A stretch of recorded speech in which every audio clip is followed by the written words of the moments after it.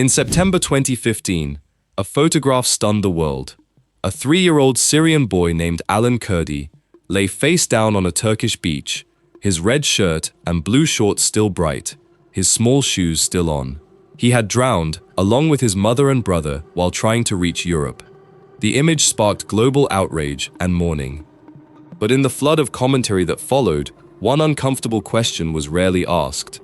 Why didn't this family try to reach Saudi Arabia, Qatar, or the United Arab Emirates, wealthy, nearby countries that shared their language, religion, and culture? They were not alone. This pattern has repeated for years. When people flee instability, poverty, or conflict in the Muslim world, they overwhelmingly head toward Europe, North America, or other non-Muslim destinations, rather than the richest nations within their own civilizational sphere. For most of human history, this reality would have seemed strange. Between the 8th and 13th centuries, some of the world's greatest centers of learning, trade, and culture were located in Muslim lands. Baghdad was the intellectual heart of civilization, home to vast libraries and the translation movement that preserved and expanded Greek, Indian, and Persian knowledge. Cairo thrived as a commercial powerhouse.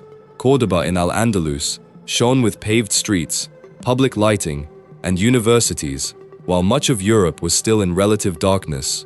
Cities like Damascus, Isfahan, Samarkand, Bukhara, and Timbuktu stood as beacons of architecture, science, philosophy, and commerce. These were not peripheral outposts. For centuries, they were among the most advanced and prosperous places on Earth. Today, the direction of history appears reversed. Talent, capital, and ambition often flow outward. Many economies that should be thriving, given their strategic location, young populations, and vast natural resources, struggle instead with low productivity, high youth unemployment, and persistent capital flight.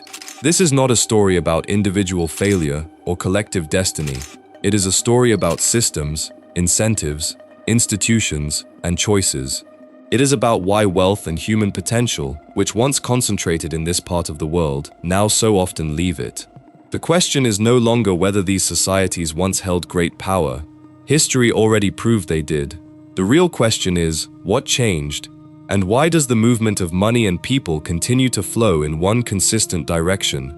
There is a statistic so striking it feels almost wrong. The Organization of Islamic Cooperation, OIC, comprises 57 member countries and roughly 2 billion people, about 1/4 of humanity. These nations stretch from West Africa to Southeast Asia and collectively hold close to 70% of the world's proven oil reserves, along with massive deposits of natural gas, phosphate, and other critical minerals. On paper, this should be one of the most economically powerful blocs on Earth. In reality, it is not. Together, these countries generate less than 9% of global GDP, a quarter of the world's population, sitting atop enormous resource wealth, produces less economic output than Japan and Germany combined. The gap becomes even sharper in comparison. China, with a similar population size to the OIC, produces more than 4 times the economic output. The European Union, with far fewer people, generates more than double the GDP of the entire OIC bloc. The United States, with less than 1/3 the population, creates several times more wealth. This is not mere underdevelopment. It is a profound structural mismatch between potential and performance.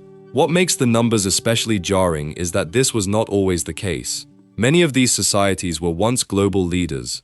For centuries, the Muslim world contained some of the planet's most dynamic trading cities and centers of innovation. The reversal did not happen overnight, but the direction of travel over the past several hundred years has been remarkably consistent. Money leaves, talent leaves, and productive capacity lags behind what geography and resources would predict. This is not a story of uniform poverty. Some OIC countries are rich, especially the small Gulf monarchies. Others are middle income, many remain very poor. Yet across this vast and diverse group, monarchies and republics, resource-rich and resource-poor, Arab, Turkish, Persian, and African, a pattern repeats. Low average productivity, heavy reliance on commodity exports or remittances, chronic capital flight, and large-scale emigration of skilled workers. The consistency of this outcome across such different cultures, political systems, and geographies demands explanation. Standard answers like colonialism, corruption, conflict, or geography contain important truths, but none fully accounts for the scale or persistence of the divergence. So the central question sharpens: what changed the direction of history, and why does wealth and human capital so often flow outward rather than accumulate within? Colonialism was real and often brutal.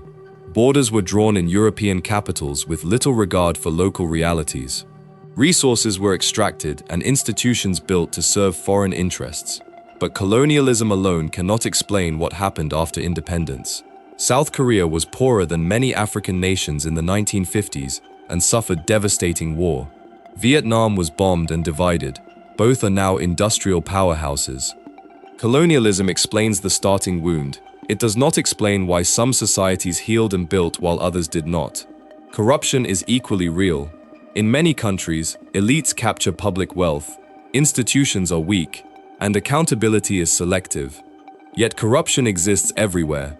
Singapore in the 1960s was deeply corrupt. China and Rwanda rose from extreme dysfunction. What matters is whether a society develops the ability to punish and reduce it over time. Corruption explains decay. It does not explain why the decay has been so persistent and widespread across dozens of different Muslim-majority states. Then comes the most explosive explanation: religion. The Islamic world was not always economically behind. During the Golden Age, Muslim societies led the planet in science, mathematics, medicine, and trade. The same faith existed then. This historical reality destroys simple narratives that blame Islam itself as the sole cause. Religion shapes culture and values, but it cannot be the full variable when the same belief system produced both brilliance and stagnation at different points in time. Finally, there is war. Syria, Yemen, Iraq, Libya, Sudan. The human suffering has been immense. Conflict destroys everything it touches, yet the pattern extends far beyond active war zones. Egypt, Pakistan, Morocco, Algeria, and even relatively stable Turkey show similar long-term trends. Sluggish productivity growth, currency weakness, brain drain, and difficulty creating high-value industries. So after acknowledging all four explanations, something uncomfortable remains. They are incomplete. Because if these were the complete answers, we would expect far more variation in outcomes. Instead, we see uncomfortable convergence across vastly different countries. This forces a deeper question: what if the problem is not only internal, but also lies in the systems these countries are plugged into? What if the global economic architecture itself quietly shapes the direction of money and talent? Once you accept that possibility, the entire story begins to shift. The modern global economy runs on oil, but more importantly, it runs on the currency in which oil is bought and sold. That currency is the US dollar. And this single fact quietly shapes the destiny of entire nations. In the 1970s, after the collapse of the gold standard, a new understanding was reached between the United States and major oil producers, especially Saudi Arabia. Oil would be priced, sold, and traded in US dollars. In return, the surplus dollars earned by oil exporters would be largely recycled back into American financial markets, treasury bonds, stocks, and other assets. This became known as the Petro-Dollar system. On the surface, it looks like a technical agreement. In reality, it created one of the most powerful structural advantages in economic history. Because nearly every country on Earth needs energy, almost every country needs dollars first.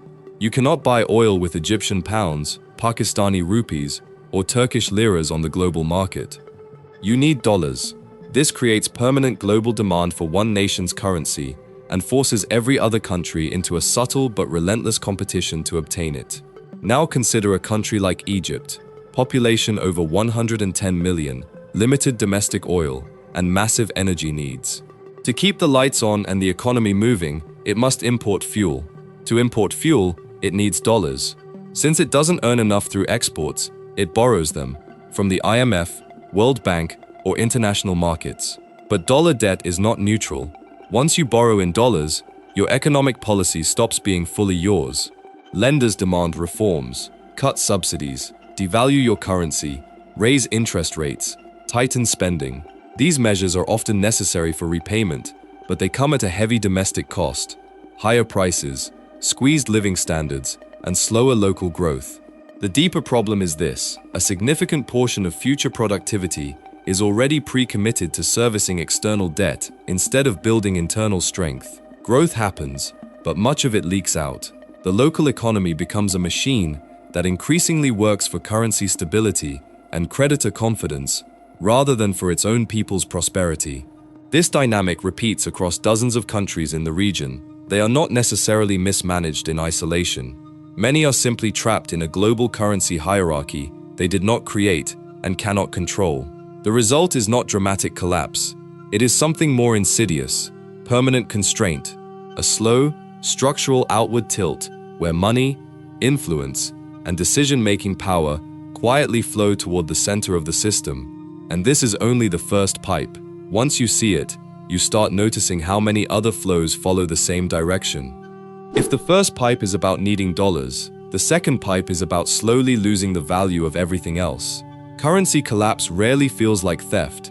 It arrives quietly, as headlines, new exchange rates, and rising prices at the market. But beneath the statistics, it functions as one of the most effective mechanisms of wealth transfer in the modern world. When a local currency weakens dramatically, nothing physical is stolen, no factories are shipped abroad, no resources are seized at gunpoint. Instead, the stored value of an entire economy is quietly rewritten in favor of those holding stronger currencies. Take Turkey. In the early 2020s, the Turkish lira suffered one of the steepest sustained devaluations in modern history. What once required a few liras to buy $1 suddenly required dozens. Savings evaporated in real time. Imported goods became luxury items. Salaries that looked stable on paper lost their ability to buy the same life. For millions of Turkish families, it felt like their country was getting poorer overnight. But from the outside, something very different was happening. Assets inside Turkey, homes, factories, companies, land, suddenly became far cheaper for anyone holding dollars or euros. Global capital gained massive purchasing power while local citizens lost it. Iran tells an even more extreme story. In 1979, $1 bought about 70 rials. Today it buys over 1 million. This is not normal inflation. It is the near total erosion of an entire nation's currency as a store of value. Generations of savings and effort, measured in reals, have been quietly transferred to those operating outside that currency system. Pakistan faces a similar trap, only amplified by heavy external debt. When the rupee falls, the real burden of dollar-denominated loans automatically increases. The country must surrender more of its actual output, more sweat, more exports, more future growth, just to service the same debt. The contract never changes, but the cost in human effort does. This is the hidden genius of currency hierarchy. Soft currencies act as shock absorbers for the global system. When pressure builds, they take the hit through devaluation. Hard currencies remain stable and, in the process, become even more powerful. Every time this happens, ownership quietly shifts. Local assets become more accessible to international buyers. Domestic wealth is effectively discounted, and the incentive for talented, ambitious people to leave grows even stronger. What looks like simple economic mismanagement or instability on the news is often something more structural, a silent reallocation of value from the periphery to the center. And once you understand this pipe, you'll never see currency crises the same way again. Now we reach the part of the story that feels like an exception until you look closer. The Gulf states, Saudi Arabia, UAE, Qatar, Kuwait, are often held up as proof that wealth is possible in the Muslim world.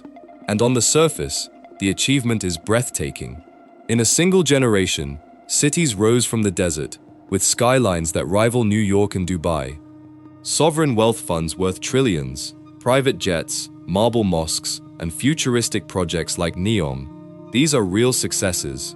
But the deeper question isn't whether wealth exists in the Gulf. The question is, where does it actually go? When you trace the flow of Gulf capital, a revealing pattern emerges. A massive portion of these petrodollars is not reinvested across the broader Muslim world to build shared industries, universities, or regional supply chains. Instead, it flows into Western financial markets, US Treasuries, European real estate, American tech giants, and funds managed by BlackRock, Vanguard, and JP Morgan. The Gulf is not simply getting rich. It is converting finite oil wealth into ownership stakes inside the very global financial system that dominates everyone else. Their money is being preserved and multiplied inside the center of the system, not used to transform the wider region. Even more striking is the internal model these countries run on. Most Gulf states operate a dual economy, a small, wealthy citizen class protected by generous welfare and high-paying government jobs, and a vast foreign workforce that often makes up 80 to 90% of the population. These workers, from Pakistan, Egypt, India, Bangladesh, and beyond, build the skyscrapers, drive the taxis, clean the hotels, and keep the entire machine running. They come under the kafala sponsorship system. They build the dream, but they do not own any part of it. They cannot easily become citizens. They do not accumulate meaningful equity. When the job ends, they are expected to leave. This is not a bug in the system. It is the system. The Gulf has perfected a high-wealth, low-integration model. Capital is preserved for citizens and invested globally. Labor is imported, used, and exported. The result is glittering cities with enormous balance sheets, but surprisingly thin productive depth when oil revenues are stripped away. This creates a painful paradox for the wider Muslim world. The richest Muslim countries are not using their capital to pull the rest upward at scale. Instead, they often act as magnets that drain talent from poorer Muslim nations while sending most of their serious money into Western institutions. The Gulf proves that resource wealth can create luxury, but it also reveals the limits of a model that prioritizes capital preservation and citizen privilege over broad regional development and institution building. And this brings us to the human cost of all these pipes combined. The most expensive thing the Muslim world exports is not oil, it is its best minds. Every year, thousands of the brightest doctors, engineers, scientists, programmers, and entrepreneurs leave countries that desperately need them. They were educated in local schools and universities, often subsidized by taxpayers. Then, at the peak of their productivity, they board planes and build someone else's future. This is brain drain, capital flight in human form, and it may be the most devastating pipe of all. Imagine this: a young Egyptian doctor spends years training in a public medical school. The state pays for his education, his professors, his hospital rotations. Society invests heavily in him, hoping he will one day serve his community, but when he graduates, he sees better salaries, modern equipment, safety, and respect in Germany, Britain, or Canada. So he leaves. The country that paid the bill loses the return on its investment. The receiving country gets a fully trained, highly skilled professional for free. This transaction repeats hundreds of thousands of times across the region. Turkey has lost waves of academics and engineers in recent years. Iran has suffered one of the largest brain drains in modern history, with scientists and tech talent fleeing economic hardship and political pressure. Pakistan continues to train world-class doctors who overwhelmingly practice in the West. Even Tunisia, with one of the better education systems in North Africa, watches many of its graduates head to Europe. This is not simple migration. Migration is natural. Brain drain is extraction. These aren't average workers leaving. They are the very people capable of building stronger institutions, creating companies, and solving complex problems. Every brilliant mind that departs represents hospitals that stay understaffed, startups that never launch, and innovations that never happen. The tragedy is compounded by timing. These countries have some of the youngest populations on Earth. They have a historic demographic window, a massive youth bulge that could drive explosive growth. Instead, too often they educate their youth only to watch them leave when they become most valuable. The same forces that push money outward pull talent outward. Unstable currencies, weak institutions, limited opportunities, and the magnetic pull of systems that reward excellence. And here's the cruel irony. The countries on the receiving end openly admit they need these skilled immigrants to fill labor shortages and power their own innovation. They are not stealing people. The system simply makes staying at home feel like professional and financial suicide for the most ambitious. When a nation loses its capital, it can borrow more. When it loses its talent, it loses its future. This is why brain drain is not just another statistic. It is the final visible symptom of all the pipes working together. We began with a heartbreaking image, a 3-year-old Syrian boy lying face down on a Turkish beach. Alan Kurdi's family didn't try to reach Saudi Arabia, Qatar, or the UAE first. They aimed for Europe and Canada. That choice was not random, it revealed something profound. The wealthiest countries in the Muslim world built an economic model that needs workers, not citizens. They need builders, nurses, drivers, and engineers, but on temporary contracts. A refugee brings more than just need. He brings memories, political expectations, and a demand for permanence. For systems carefully engineered around a sharp line between citizen and outsider, that creates uncertainty. So the door remains narrow. This reveals the central contradiction of the story. The Muslim world is not poor in resources, talent, or history. It is rich in all three. What it has struggled with is building systems where that wealth, talent, and potential stay, compound, and benefit their own people at scale. Oil wealth flows into global markets. Skilled professionals flow towards stronger institutions and currencies. Ambitious young people chase environments where their efforts are rewarded with stability and ownership. The movement of both money and people tells the exact same story. History already proved what this civilization is capable of. Baghdad lit the path of knowledge for centuries. Cordoba offered lights and libraries while much of Europe slept. Timbuktu taught scholars when Oxford was still a trading post. These were not borrowed glories, they were original achievements. So the question was never whether the Muslim world had greatness within it. The question is why so much of that greatness stopped accumulating, and why so much of it now leaves. The uncomfortable truth is this: wealth does not simply follow resources. It follows incentives, it follows institutions, it follows trust, property rights, merit, stability, and the freedom to think, invest, and build without fear. When those conditions weaken, even the richest soil and smartest minds eventually look elsewhere. This is not a story about one religion. It is a story about systems and choices, about who controls the pipes through which capital and talent flow, about how some nations learned to plug their leaks while others allowed them to become permanent outflows.